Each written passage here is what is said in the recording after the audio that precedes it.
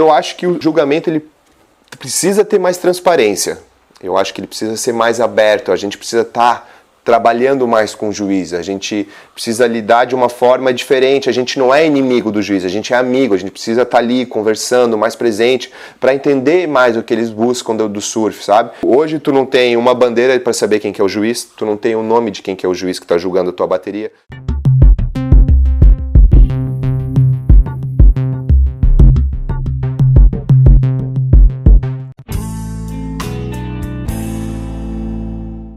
O surf veio através da minha vinda para Balneário Camboriú, nasci em Joinville, e quando a gente residiu em Balneário, eu dei muita sorte de cair num edifício onde tinha vários surfistas. Na época tinha o presidente da associação, o Eduardo Amorim, e aquele corre-corre de prancha para cima e para baixo começou a chamar a atenção minha e dos meus irmãos.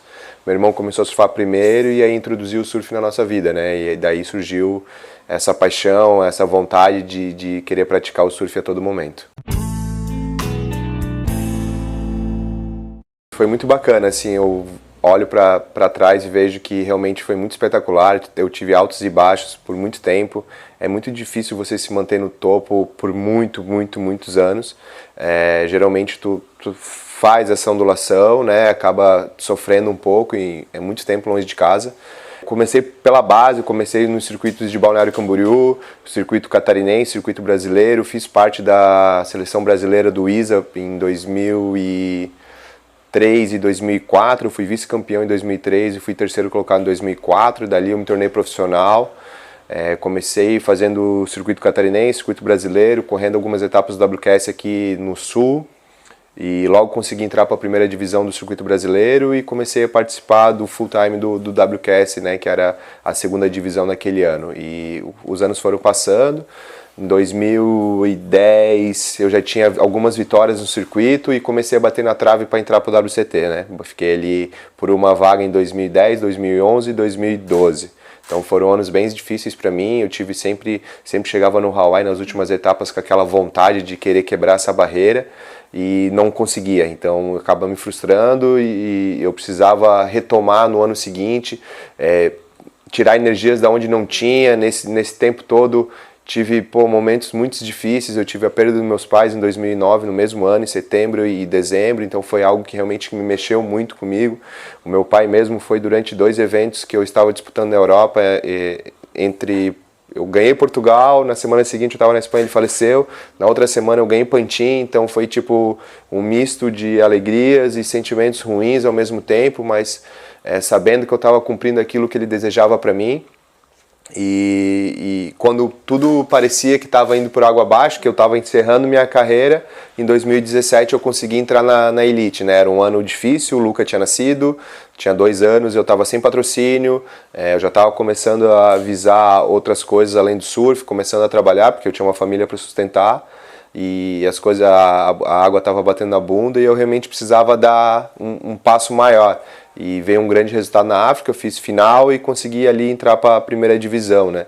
Então foi um alívio, foi aquela sensação de dever cumprido, mas como tu disse, é difícil se manter lá dentro, é muito difícil, porque tu alcança um estágio tão grande na tua carreira que tu tá entre os melhores, tu tá fazendo algo tão importante na tua vida que tu precisa se reinventar, não é hora de comemorar, é hora de abaixar a cabeça, saber que tem outros surfistas melhores que você precisa aprender, porque são lugares que eu não surfei tanto tempo que nem eles surfaram e eu precisava realmente algo além disso, né? E graças a Deus eu consegui me manter 2 anos, foram 2 anos maravilhosos, pude proporcionar para minha família experiências incríveis, a gente teve a oportunidade de viajar por 3 meses aí correndo o circuito mundial.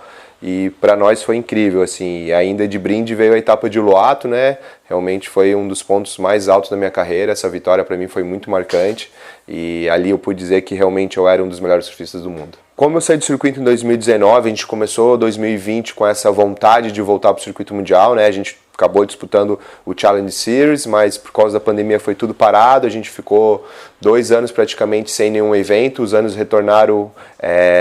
retornaram ano passado, no início de setembro a gente teve a primeira etapa do Challenge Series, eram 4 eventos, eu acabei indo para os 3 primeiros, não fui bem, estava bem decepcionado comigo mesmo, era algo que eu gostaria de estar voltando para a Elite, como era um circuito menor, reduzido, eu acreditava que as minhas chances eram bem grandes, mas eu tive uma lesão em junho e fiquei 2 meses praticamente sem surfar, eu tive um estiramento no ligamento do joelho e isso meio que me dificultou o tempo de competição, o tempo de estar ali surfando, e eu cheguei não tão bem preparado com o surf, assim, eu me sentia super bem com a minha cabeça, com o meu corpo, mas o surf ele não estava tão em dia como eu estava antes dessa lesão. Eu estava vindo num momento da pandemia que, eu estava surfando todo dia, estava muito instigado e a lesão meio que me tirou esse momento. Então eu acabei voltando decepcionado para casa e, por incrível que pareça, eu tive 2 grandes resultados na terceira divisão, né? O circuito ele passou por uma reformulação, quando surgiu a pandemia, eles dividiram em 3 estágios, então a gente tem a primeira divisão, o WT,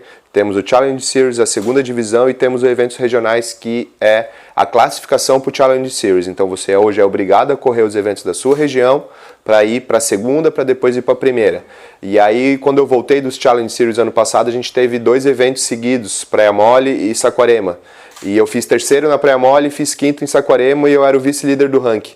Então, tava ali desanimado. Fui para 2 eventos, fiz 2 resultados, falei, a chama acendeu novamente, vai que ainda tem muita lenha para queimar e tal, vamos seguir o plano. E o ano começou com um calendário incrível, a gente teve a oportunidade de competir na Gold Coast, que é um dos lugares mais incríveis do mundo, é uma onda sensacional que todo mundo tem o desejo de poder competir, por ser uma onda tão famosa, é tão crowd, que o treino lá é tão chato, que quanto mais bateria tu quer passar, mais tempo tu vai ficar dentro da água e mais tempo tu vai ter a oportunidade de pegar onda boa. Então o fato de a gente saber que a gente ia competir essa onda realmente deu aquela vontade, vamos embora, vamos querer competir o máximo possível. E aí foi assim, só que, por incrível que pareça, logo que eu cheguei na Austrália, tive uma infecção, fiquei muito ruim por 4 dias e quando eu cheguei na bateria eu estava muito fraco. Consegui passar a primeira, mas na segunda, já ainda me sentindo meio mal, consegui fazer só uma onda boa e acabei perdendo por um erro meu, assim. Eu digo que eu perdi para mim mesmo, porque era um poder meu de escolha, eu tive a oportunidade de escolher ficar mais um tempo com a prioridade, faltava 5 minutos, acabei pegando uma onda e não sendo o que eu queria, né? Então não acabou proporcionando a pontuação que eu precisava. E durante esse período dos 2 eventos eu acabei contraindo Covid, de um evento para o outro. 2 anos em casa eu nunca tinha contraído. Fui para a Austrália, acho que pelo fato de eu estar com a minha imunidade baixa durante esse período da primeira semana, nesse período eu acabei contraindo. Fiquei 4 dias de isolamento a partir do momento que eu descobri. E cheguei também na etapa de melee na segunda praticamente sem ter treinado todo esse tempo. Então foi outra bateria que eu acabei virando nos últimos segundos. Foi ali foi um grito de glória, assim, você consegue, vamos lá. E aí o mar ficou muito pequeno, ficou muito difícil de competir e eu acabei perdendo na segunda fase. Então estamos aqui tentando se reinventar para os próximos passos. Semana que vem já começa Maceió, uma etapa do Brasileiro Profissional, e logo na sequência a gente tem a terceira etapa do Challenge Series, que é Balito, na África do Sul. Costumo dizer que quando tá na tua decisão e tu erra, é muito frustrante. Ou quando o adversário acaba achando as melhores ondas e falando, tá tudo certo, tu perdeu, você tenta ver o que errou. Mas quando é a tua decisão que determina o teu resultado, é muito chato. E principalmente num lugar com altas ondas e teve poucas oportunidades de surf nessa bateria da Gold. Então, isso que eu sabia que eu podia ter ficado com a prioridade até o último 30 segundos, que eu precisava de 1,79 naquele momento. Então, qualquer coisa, eu estava dominando a bateria com a primeira prioridade. Então, qualquer coisa que eu pegasse faltando 1 minuto, talvez eu passaria a bateria. E como eu hesitei, eu dei a oportunidade do meu adversário estar surfando. E 1 minuto depois veio a verdadeira série e ele acabou executando. E enquanto a gente acha que já sabe tudo, vem uma coisa nova e te surpreende. Quando a gente se fala de atleta, a gente não se fala só do cara representando dentro da água ou dentro de uma quadra, enfim, tem todo um por trás dele, né? Toda essa preparação, até onde ele chega, o que ele é capaz, se ele vai resolver todas as coisas sozinhos. Ao longo da minha carreira, a gente viu vários atletas chegar com um potencial incrível, mas não saber se comportar fora de casa, acabar caindo na noitada, acabar fazendo coisas erradas e perder todo aquele prestígio de estar ali e achar que é uma festa. E não, quando tu chega ali, é a hora de tu mostrar o teu trabalho, o teu resultado. Então, toda essa preparação, essa dedicação, ela vem desde casa já, então você tem que se preparar da melhor forma possível, saber que ali é a hora do teu trabalho, de abaixar a cabeça, tem pessoas do teu lado que são melhores que você precisa dar o teu sangue, precisa fazer o teu máximo, e sem patrocínio hoje a gente não consegue, o circuito hoje está muito caro, o surf ele passa por um momento assim muito bom no Brasil, mas em questão de financeiro ele passa por um momento muito ruim no circuito mundial, a premiação caiu 30%, o que era em 2018, a gente está com uma premiação muito baixa. Hoje, por exemplo, eu fui para a Austrália, eu gastei 6 a 7 mil dólares, eu de premiação recebi só 3, então se eu não tivesse patrocínio a conta não fechava, então imagina para alguém que já não tem patrocínio e vai para lá, acaba tendo 2 eventos ruins e não consegue tirar essa premiação, tu já vai para o próximo evento negativo, abalado e acaba todos os teus planos de ir bem. Claro que tu não pensa só na premiação, no retorno, mas é essencial para você dar continuidade no teu trabalho, né? Então, quando você é bem sucedido e você consegue ter uma imagem, transmitir isso para um patrocinador, de certa forma vai refletir no teu resultado. Então, isso é muito importante para qualquer início de carreira, saber que tem pessoas que de alguma forma te dão suporte, que tu possa seguir o teu caminho trilhando e brilhando lá na frente. Eu acho que o poder de decidir, assim, sabe? Tipo, a gente tinha um circuito muito forte de associação, a gente sempre tinha campeonato o tempo todo. Eu acho que isso foi crescendo, foi amadurecendo, a gente via pessoas ganhando o campeonato e isso foi dando essa estiga, sabe? Tipo, essa vontade de tu querer estar ali no meio, participar. Balneário, ela não tem alta zona, mas essa vontade de a gente querer ganhar, eu acho que reflete muito, assim, nisso. Todo mundo, Balneário nunca tem onda, mas, cara, o fato de não ter onda dá mais vontade na gente de querer surfar mais. Então, quando às vezes a gente ia para os campeonatos amadores, a gente tinha muita vontade de querer ganhar, de surfar, de estar o tempo todo. Acontecia isso comigo, passava uma semana toda, chegava no campeonato, todo mundo, eu olhava, meus amigos, não vou surfar. E eu, não, atropelava, saia surfando para tudo que é lado. Hoje eu já sou o contrário, hoje eu sou aquele cara preguiçoso que não gosta de surfar tanto, que deixa para surfar só na bateria. Então, com o tempo tu vai aprendendo, tu vai lidando conforme o que tu vai desenvolvendo e achando que é o melhor momento para você estar fazendo. Mas eu acho que por causa disso, o Tecneco, a gente teve o Bilo antes, teve o Davi Zadel, teve o Lully, o Saulo, a gente teve o James Santos também, que, para mim era um grande incentivador, assim, chegou a me patrocinar quando eu tinha 13 anos, pagava inscrição para mim para os campeonatos. O Teri também era um cara que realmente estava sempre ali dando essa estiga, patrocinando e ajudando. Eu acho que a associação também, essa vontade de associação, a gente não sei quantas vezes campeão estadual por time, sabe? Então, tipo, essa interação, essa junção da galera, assim, de querer ganhar, acho que trouxe, assim, essa vontade de a gente ser o que a gente é hoje. A associação está com alguns débitos, alguns problemas, a gente não consegue reativar ela, a gente está tentando de todos os jeitos, mas a gente teve alguns campeonatos aí, mas enfim, falta mais trabalho. Eu vou dar os parabéns para a Associação de Itajaí, que realmente está fazendo um grande trabalho. O surf futuro deles é excepcional, vem gente do Brasil inteiro hoje em dia competir porque se tornou um grande potencial grandes atletas já passaram pelo circuito, era o que a gente tinha em Balneário antigamente, então provavelmente eles se espelharam na gente ou trouxeram essas ideias e realmente estão de parabéns, e a gente espera que a Associação de Surf de Balneário Camboriú volte aí ao que era antigamente para a gente dar continuidade nesses celeiros que a gente tem aí de grandes atletas que já passaram pela cidade. Eu acho ele injusto. Eu acho que quando você chega na primeira divisão é hora de você poder aproveitar, né? Aquilo que eu falei, você tem que dar um passo atrás, sabe que tem atletas melhores que você no quesito competição, mas eu acho ele injusto porque o atleta está chegando num sonho e ele acaba em 3 meses. Ele começa em fevereiro e acaba em maio.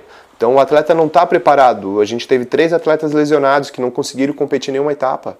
Então, como que o cara vai conseguir chegar no sonho dele e não vai ter um ano inteiro de competição? Eu acho que o corte ele pode existir, mas se a gente pegar e olhar para a G-Land hoje, os 22 atletas que estão lá estão de férias.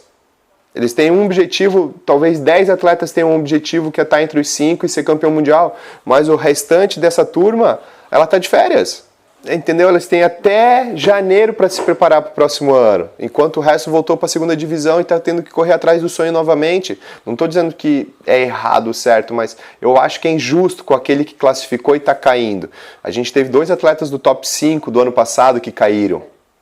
Entendeu? Então, a gente vê que antigamente a gente teve 2 atletas do top 5 no ano anterior, que tiveram um ano brilhante, e em 3 meses eles não conseguiram mostrar o mesmo surf que eles mostraram em 2021 o tempo todo. Então, para mim, ele é muito injusto. E sem falar, por exemplo, a parte financeira também, porque a hora que tu entra no CT é a época de tu ganhar, é onde que realmente o dinheiro sobra, que entra uma gordura, que tu consegue fazer um pé de meia, construir alguma coisa. E os atletas não tiveram, porque eles tiveram que passar 2 meses, 45 dias no Havaí, 2 meses na Austrália, e voltaram para Portugal, e dependendo de onde eles estão, a conta não fecha, e vários desses atletas que caíram não tinham patrocínio. Então, tipo, ficou elas por elas, e tu chegou no teu sonho, na tua primeira divisão, no teu ano de estreia, e tu acaba caindo. Chegaram na mesa e colocaram esse projeto em 2020, e só que em nenhum momento eles deram a opção de não ter. Eles criaram 3 projetos com o corte junto, e os atletas pegaram o menos pior. Mas assim, ao meu ver, o corte ele pode existir, mas contando que tenha, vamos supor, a gente aumente para 12 etapas da primeira divisão, uma por mês, e nas últimas 3 etapas seja só os 22 primeiros, ou os 16, que realmente estão ali com chances reais de estar no top 5. Né? E aí tu dá mais oportunidade para os atletas estreantes ou quem está retornando à elite ter uma oportunidade de competir 8 a 10 meses, sabe? Também eu sempre acreditei que eu achava que os atletas da primeira divisão não têm o direito de competir a segunda. Eu acho isso injusto com quem está tentando quebrar essa barreira. A WSL diz que é muito difícil tu vender um evento sem atletas da primeira divisão, mas se a gente vê por mail, a gente não tinha nenhum atleta da primeira divisão. Porque estava todo mundo indo para a Gilende se competir lá. E o evento foi um sucesso. Então a gente não precisa. É a mesma coisa a gente começar a competir o regional hoje e dizer, não vai ter nenhuma estrela do CT, tá, mas e o resto? O resto dos outros 80 brasileiros que têm chance de estar na primeira divisão, os 10 argentinos, 20 peruanos, não são estrela para estar no teu evento? Então, existe um caminho ainda a ser percorrido. A WSL ela não é tão aberta, a mesma coisa sobre vagas de replacement, de pessoas que entram e saem, os convidados. Então, não acaba tendo uma transparência. Até pra gente é meio complicado lidar com eles sobre isso. Na etapa da Gold Coast, quem ganhou é o Callum Robinson. Ele é atual top 5 do mundo. Então, tipo assim, ele tirou a chance de alguém ganhar $20 mil, que está disputando a segunda divisão, de estar bem pro resto do ano. Tirou a chance de alguém ganhar 10 mil pontos e dali praticamente tá 80% já dentro do WT do ano que vem. Então, ele acaba tirando. Daí os caras, mas tu tem que ganhar dos melhores para estar entre os melhores. Concordo com você, mas contando que ele não pontue e ele possa até ganhar o dinheiro, mas que ele não pontue, que não tenha um ranking que ele faça parte, tudo bem. Ou que o australiano deveria só competir na Austrália, o brasileiro só no Brasil, os europeus só na Europa, os norte-americanos só lá na região deles. Tem meios de você fazer que os atletas dessa região façam parte do Challenge Series para dar prestígio, mas sem que saiam do Brasil para ir para o Havaí, sem que saiam da Austrália para ir para a Europa e assim por diante, sabe? Eu acho que tem outros meios que possam se tornar isso muito mais válido e seja mais vantajoso para todo mundo. Eu acho que o julgamento ele precisa ter mais transparência. Eu acho que ele precisa ser mais aberto. A gente precisa estar trabalhando mais com o juiz. A gente precisa lidar de uma forma diferente. A gente não é inimigo do juiz, a gente é amigo. A gente precisa estar ali conversando, mais presente, para entender mais o que eles buscam do surf, sabe? Hoje tu não tem uma bandeira para saber quem que é o juiz, tu não tem o nome de quem que é o juiz que está julgando a tua bateria. Quando tu vai lá conversar com o head judge sobre a tua bateria, ele dá uma explicação que tu não sabe se é verdadeiro ou não. Ele simplesmente pode olhar para, eu acho que você foi muito radical, faltou o power surf, eu acho que faltou você ser mais radical, você não teve o flow. Mas o que ele questionou os árbitros durante os meus 30 minutos, eu nunca vou saber. Então a gente gostaria, assim, eu dei uma ideia uma vez de, a sala do juiz é filmada e com microfone. E se eu for reclamar da minha onda, eu peço para rever os 30 minutos, para ver a atuação do juiz e o que o head interferiu ou não, o que ele, quando tem uma onda que eles revêem, o que ele questiona sobre essa minha onda.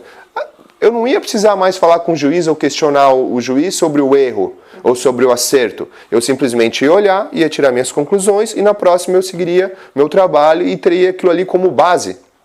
Eu poderia reportar ele de alguma forma, questionando, você falou isso, isso, aquilo. Eu acho que eu poderia ter feito isso, isso, aquilo, e entra para um arquivo. Se tiver alguém para julgar ou não, depois a gente vai se entender. Mas eu acho que precisa ter mais transparência, eu acho que precisa ser mais aberto, eu acho que a gente precisa estar mais presente dentro disso aí. Hoje a gente tem Ben Dan, que foi parte do WCT, a gente tem Renato Galvão, que é campeão brasileiro, tem o Lully, a gente tem grandes surfistas presentes dentro do painel da WSL, mas a gente fica... não consegue ter esse... feedback, né? Eu não consigo conversar com o Lully sobre surf. O Lully é meu padrinho de casamento, eu não consigo conversar com ele sobre surf, porque ele defende o dele, eu defendo o meu. Então, quando a gente vai questionar, a gente prefere não conversar sobre surf, a gente conversa sobre outras coisas, mas nunca sobre surf. E deveria ser o contrário, a gente deveria trocar mais informação, a gente deveria falar sobre várias baterias e chegar num consenso, e a gente não consegue. E não é só com ele, é com todo mundo. Todo mundo está muito... Assim, a gente vê o quadro todo de atletas, assim... Todo mundo que está presente dentro do circuito que passou agora, nessas 2 etapas na Austrália, realmente está todo mundo achando que precisa ter uma reviravolta. E eu não digo o quadro de juízes, mas a forma que é executada precisa melhorar e a gente precisa ter uma forma melhor de ser executada. O critério deles são 5 tópicos, né? Então, quando você vai questionar, quando você executa 2 ou 3, o juiz vem com a negativa que falta os outros 2. E quando tu faz os outros 2, falta os outros 3. Então, o fato de você ir conversar e questionar, é que naquele momento, entre os 30 minutos, tu nunca sabe o que aconteceu, o que ele questionou, o head questionou sobre os atletas, sobre o juiz. Teoricamente, o head ele tem que ficar, ele não pode falar alguma coisa, né? Tá bem claro lá. O head ele não precisa interferir ou questionar qualquer julgamento. Ele tá ali para supervisionar. E a gente gostaria que continuasse assim, mas a gente acredita que tem muita interferência. Então a gente gostaria que fosse mais transparente. Eu não vejo diretamente o brasileiro, eu vejo baterias bem duvidosas num todo. A gente é muito brasileiro, a gente é muito aquele que torce pelo brasileiro. Então, quando a gente acha que uma bateria é duvidosa, a gente acaba, foi injustiçado. Não, existe para os dois lados. Existe que uma hora o brasileiro vai ganhar por uma diferença muito pequena e a gente fala, ganhamos. Mas não é porque era brasileiro, não, porque o cara realmente mereceu ganhar. Eu vejo que tem alguns erros, ao meu ver, que quando começa a bateria... É uma nota e no final da bateria, quando precisa acontecer a virada ou não, por mais que eles voltem, revejam a bateria inteira para questionar a onda em si, se vale a pena virar ou não, já virou passado o início e acaba só na emoção essa última onda da virada. É muito importante a gente ter grandes surfistas aqui na região, estando aqui, surfando as nossas ondas, mostrando que Balneário Itajaí é um grande celeiro e que pode também trazer atletas de outros lugares. O Peterson e o Miguel são de São Paulo e do Paraná e escolheram morar aqui na cidade. E também porque a gente acaba tendo uma grande equipe, né? A gente tem a Western Sports, a gente tem o Fernando Ritt, que acaba dando todo esse suporte, a gente acaba se tornando um grupo. Então a gente surfa junto, a gente treina junto, a gente está na fisioterapia junto. Então aqui a gente acaba se unindo e dando um suporte para todo mundo, né? E eu acho que isso mostra o quanto atletas bons juntos trazem resultados juntos, né? E a gente acabou se classificando aí pro Challenge Series, a gente tinha o Peterson e o Miguel no CT, eu estava em 2018-19, o Peterson estava comigo também, já morava aqui, o Miguel retornou em 2019, então a gente mostra o quanto um time, a gente diz um time, né? A gente não é um time, mas a gente compete e surfa junto, treina junto, então a gente acaba crescendo como todo mundo, né? O fato de você surfar com bons surfistas faz se tornar um surfista melhor, então eu acho super importante isso. A gente tinha um circuito estudantil em Balneário, uma época, eu acho que ele acabou ficando de lado. Eu acho que o poder público está muito presente. A gente vê Saquarema hoje, por exemplo. A gente vai ter uma etapa do Regional, uma etapa do Challenge Series e uma etapa da Primeira Divisão. O quanto o Saquarema investe no surf, né? A gente vê Itajaí também tendo grandes potenciais de eventos e tudo mais. A gente hoje tem o retorno do Teco à frente da Confederação. A gente acredita que o trabalho dele vai ser bem feito. A gestão passada realmente deixou muito a desejar. Foram 12 anos lá dentro e a gente não tinha mais circuito, não tinha mais equipes para ir para o Mundial. E eu vejo que isso vai trazer muito benefício, vai trazer uma nova geração muito mais instigada em querer ganhar. Eu acho que tem tudo para a gente ser uma grande potência e dar continuidade que essa turma está fazendo, títulos atrás de títulos. A gente tinha 3 chapas na eleição, né? A gente tinha Jojó, Teco e o Adalvo, que era o representante que já estava há mais tempo no poder. Teco e Jojó se juntaram porque o objetivo maior era tirar o Adalvo do poder, dar uma nova cara para o surf mundial, para o surf nacional. Eu acho que eles fizeram um grande trabalho, conseguiram passar, quebrar essa barreira de conseguir tirar ele do poder. Eu acho que o trabalho está sendo bem executado. A gente vai agora, nesses próximos meses, as primeiras etapas vão começar. A gente já está tendo a equipe brasileira júnior em El Salvador competindo, já com time, com uma equipe muito bacana, com técnico masculino e feminino, com preparador físico, com massagista, com pessoas filmando o tempo todo, dando reporte. Então eu acho que isso já mostra que o trabalho já está sendo bem executado e projetado, né? Então a gente tem um grande caminho a traçar e eu acho que eles têm tudo para fazer um grande trabalho. A Olimpíada sempre foi um espelho para a garotada, né? O fato de tu estar ali vendo na TV o tempo todo acende essa chama, né? Eu acho que traz as pessoas mais próximas, né? Une, né? Principalmente quando a gente ganha medalhas tão importantes como foi nas Olimpíadas para novos esportes, né? A gente já era potência, já era favoritos e realmente os atletas foram lá, conseguiram executar da melhor forma possível e fizeram um grande campeonato e isso realmente traz, né? Essa galerinha que talvez nem sonhava em ser surfista um dia, olha para aquilo, para o skate, olha e fala, ó, isso aqui eu posso fazer, isso aqui eu posso me dedicar. A gente teve um caso de uma chinesa que, começou a treinar 3 anos visando a Olimpíada e ela estava lá nas Olimpíadas. Então isso é capaz de acontecer, né? O surf, ele é mais, principalmente de países tão importantes como o Brasil, requer mais tempo, mas eu acho que talvez a gente esteja com o título olímpico, esteja criando na mente de alguns aí a vontade de estar praticando surf e de virar um atleta profissional no futuro. Vou falar ali a minha história de como eu cheguei na Austrália. Cheguei 100% instigado, uma doença me fez ficar ruim, quando eu estava melhorando outra doença me fez ficar ruim, tive 2 resultados ruins.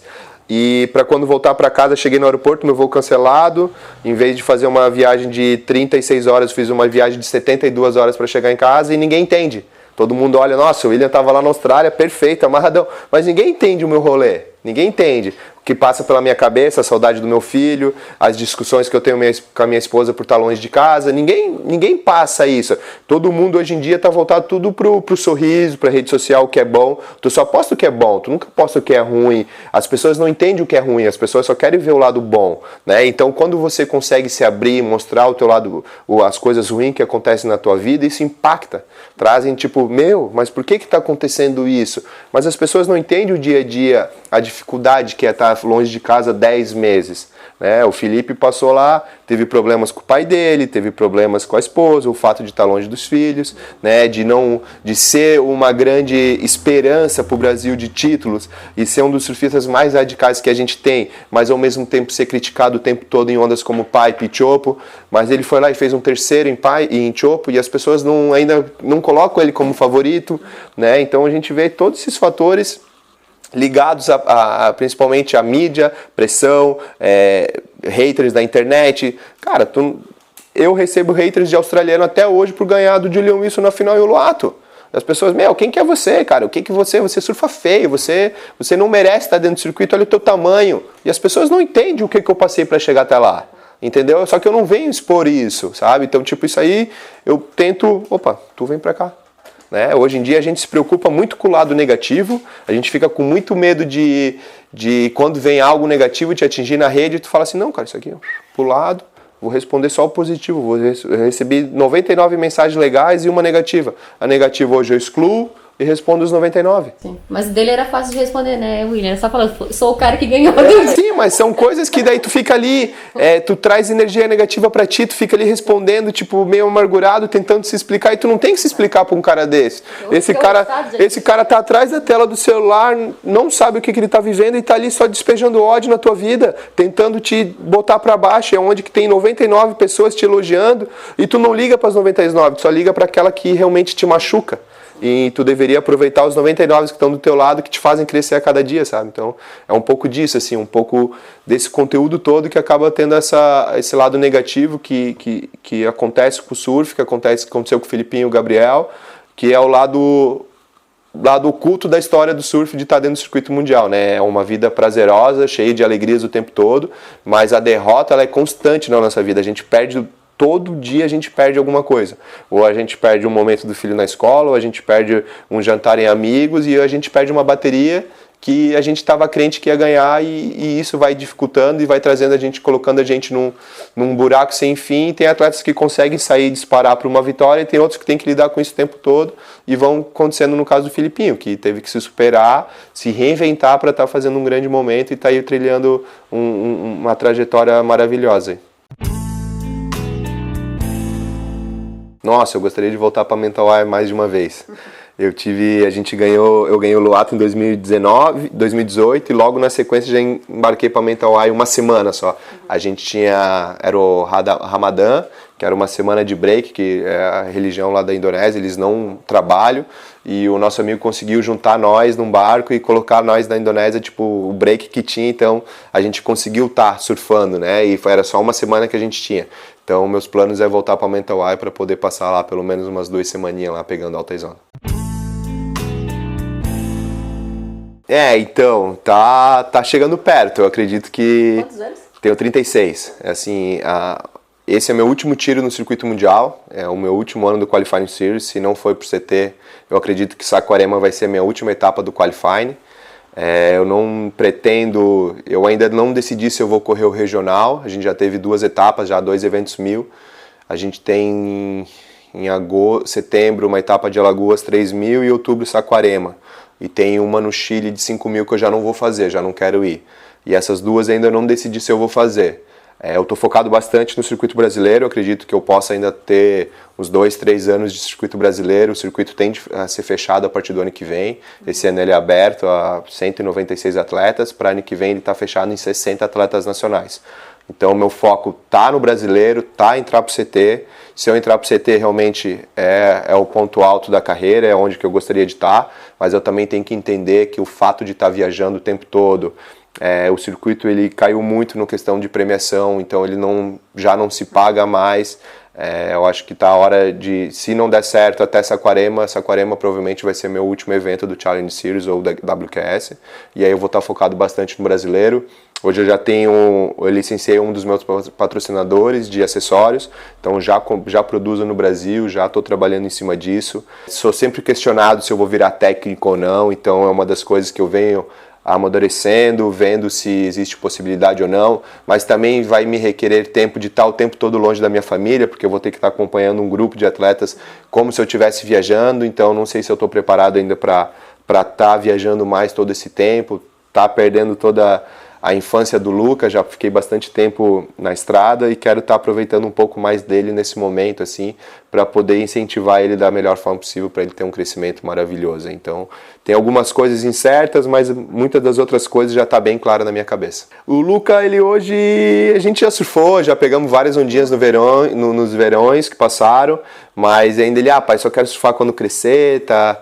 A gente pratica natação, a gente vai jogar tênis, ele curte demais o tênis, participou do primeiro campeonatinho dele faz umas 2 semanas, fez semifinal, então tem uns esportes que ele está praticando, que ele está curtindo mais. Começou o basquete na escola, está amarradão, hoje tem um campeonatozinho, então tem algumas outras coisas que vai dando habilidade para ele, vai trazendo a coordenação motora. E o surf, eu acho que, como eu comecei com 10, 11 anos, eu não acredito que hoje ele com 6 vai se desenvolver e dali a gente vai saber se ele vai seguir os meus planos ou não. Eu quero que ele surfe, eu quero introduzir o surf na vida dele, porque eu acho que é um esporte muito bacana, eu acho que é algo que vai aproximar eu e ele mais ainda.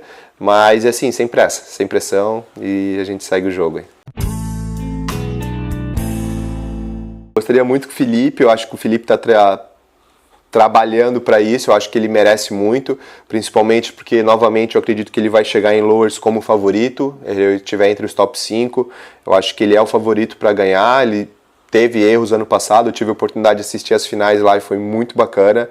Eu era um dos caras mais chatos sobre a final, um dia decidir os campeões, e realmente estar lá na praia presente é muito emocionante. Tipo, tu ficar torcendo para alguém e saber que aquela bateria ali ela vai dar o resultado de o cara se consagrar o campeão mundial, é é muito adrenalizante, assim, e eu espero que o Felipe consiga, eu acho que ele merece. O ano passado foi quase, o Gabriel deu um show que, pô, os aéreos dele realmente foram espetaculares, mas eu aposto mais uma vez numa final brasileira. Eu acho que o Gabriel também vai estar presente nos top 5 e eu gostaria que esse ano fosse para ele, pro Felipe.